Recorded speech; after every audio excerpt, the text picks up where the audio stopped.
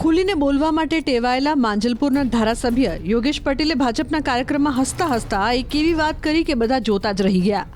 ભાજપના 46મા સ્થાપના દિવસ નિમિત્તે માંજલપુરના સક્રિય સદસ્યતા સંમેલનમાં નવા શહેર ભાજપ પ્રમુખ સામે જ યોગેશ પટેલે કહી દીધું કે 30 વર્ષમાં ક્યારેય મેયર કે સ્ટેન્ડિંગ કમિટીના ચેરમેનનું પદ માંજલપુરને નથી મળ્યું. આ માંજલપુર વિસ્તાર સાહેબ એવો છે કઈ જ્યારે ચૂંટણીઓ આવે છે ને આ બધા એવી રીતે મંડી પડે છે આખું લશ્કર. આખા વડોદરા શહેરમાં સૌથી વધારે હાઈએસ્ટ વોટ આ માંજલપુરની. આ કાર્યકર્તાઓની મહેનત ને આજે જુઓ તમે, અમને ટાઈમ 7 વાગ્યાનો આપેલ પણ 6:30 વાગ્યાને બધા આવી ગયા, કારણ કે પ્રમુખશ્રીને અમને મળવું હતું ખાસ.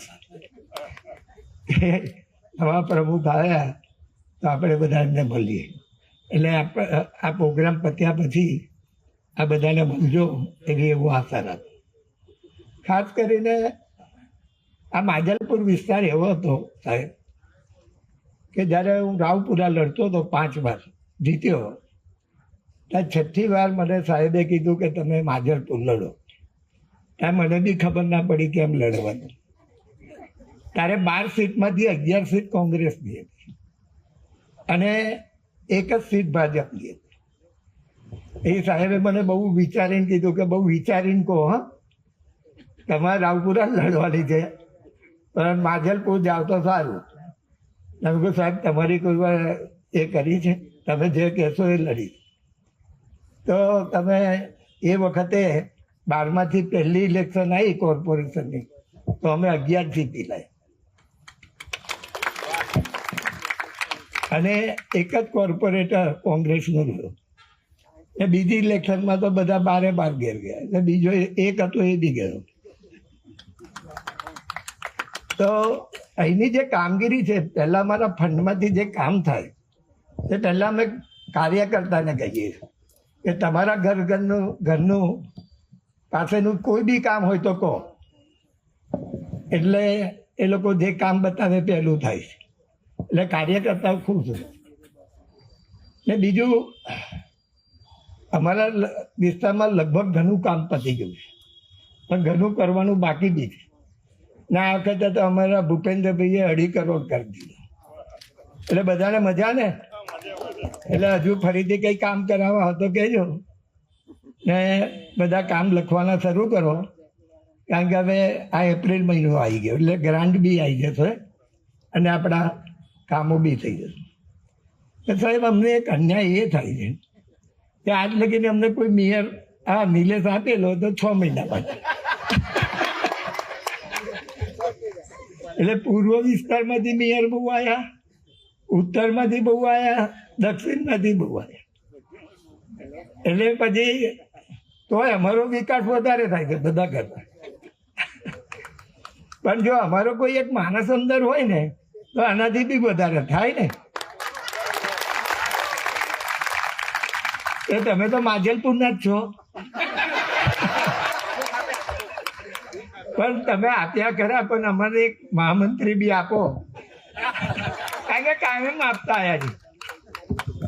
કારણ કે પછી એવું હોય કે પ્રમુખ આપે એટલે મહામંત્રી નહીં આપીએ, એવું ના થાય, બરાબર ને? એટલે મારું કામ ઝડપથી થાય. ના અત્યાર લગીને મહામંત્રી જ આપ્યા છે, બીજું કંઈ નથી આપ્યું. સ્ટેન્ડિંગ ચેરમેન નહીં, ડેપ્યુટી, કારણ કે બધું એ બાજુના લોકો લઈ જાય છે ને વોટ ઓછા લાવે છે પાછા.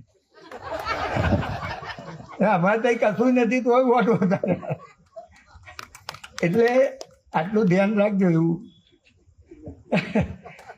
ખાસ કરીને મારે 2-3 વાત કહી દઉં કે હવે આપણે જે ગ્રાન્ટ આવશે ને ગ્રાન્ટમાંથી આપણે ઘણા કામો કરવાના છે.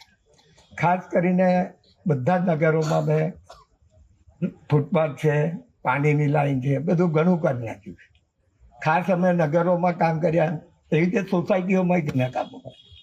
સોસાયટીમાં બી આરસીસી રોડ ને આ બધું લગભગ પૂરું થવાયું છે. પણ છતાં પણ ઘણી જગ્યાએ પહેલેથી પથ્થર નખાયેલા એ પથ્થરો ઘણી જગ્યાએ તૂટી ગયા છે.